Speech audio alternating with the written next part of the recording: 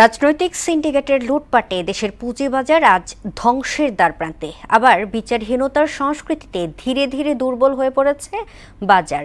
রাজধানীতে এক সেমিনারে এসব কথা বলেন বিশিষ্টজনেরা। বিনিয়োগে আস্থা ফেরাতে সুশাসন নিশ্চিত জরুরি বলে মত দেন রাজনৈতিক নেতারা। বিস্তারিত রেজা খানের রিপোর্টে।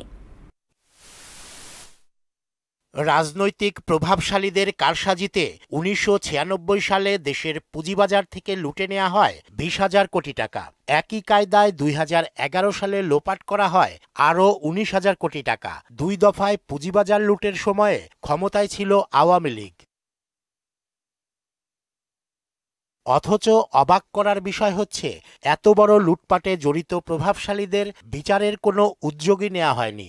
এরপর বিচারহীনতার সংস্কৃতিতে ক্রমেই পিছিয়ে পড়ে পুঁজিবাজার। ঢাকা স্টক এক্সচেঞ্জে আয়োজিত এক সেমিনারে এসব তথ্য উঠে আসে। প্রভাবশালী রাজনৈতিক ব্যক্তিত্বরা এটাকে প্রভাবিত করেছে, কোনো শাস্তি হয়নি।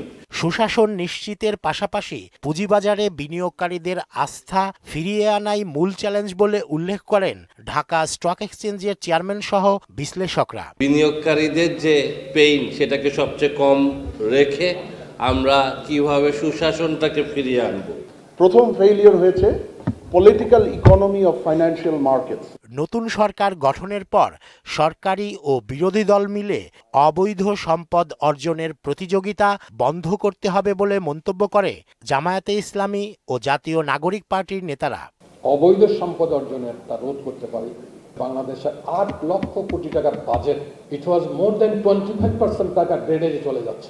রাজনৈতিক দলগুলো এই অর্থনীতির সাথে, বাংলাদেশের অর্থনীতির সাথে একদম ওতপ্রোতভাবে জড়িত। বিএনপির স্থায়ী কমিটির সদস্য আমির খসরু মাহমুদ চৌধুরী বললেন, টেকসই পুঁজিবাজার বিনির্মাণে রাজনৈতিক অঙ্গীকার ও সদিচ্ছার বিকল্প নেই। আর লুটপাট করার এখন আর জায়গা নেই।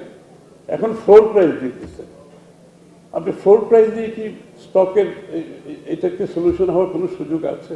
Bangladesh capital market has become a casino, it's not a capital market anymore. একটা গ্রুপ যে ক্যাসিনোর মালিকরা, আপনি ক্যাসিনোতে ঢুকবেন, খেলবেন, কিন্তু দিনের শেষে প্রফিট কিন্তু ক্যাসিনোর মালিকের। স্বাধীন পুঁজিবাজার গড়ে তোলা সম্ভব হলে $100 ট্রিলিয়ন বিনিয়োগ সম্ভব বলেও মন্তব্য করেন তিনি। বাংলাদেশে আমরা যদি 100 বিলিয়ন যদি এই মুহূর্তে আনতে পারি। রেজা খান, মোহনা সংবাদ, ঢাকা।